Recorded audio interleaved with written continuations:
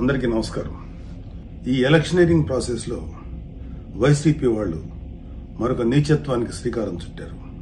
12వ తారీఖు అర్ధరాత్రి నుంచి ఈ వైసీపీ గూండాలు, రౌడీలు, ఈ సన్నాసులందరూ ప్రతి ఇంటికి డబ్బులు అందజేస్తూ పోలింగ్ బూత్స్కి వెళ్లకుండా వేళ్ల మీద ఈ నల్ల సీర మార్కు వేసేసి వాళ్ళని ఓటు వెళ్ళినా కూడా డిస్క్వాలిఫై అయ్యేలాగా ప్లాన్ చేస్తున్నారు.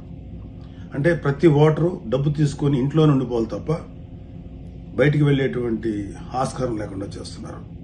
ఈ విషయాన్ని నేను ఈసీకి, chief election commissioner of Andhra Pradesh, ఆర్ఓలకి అందరికీ కూడా నేను ఇన్ఫార్మ్ చేస్తున్నాను.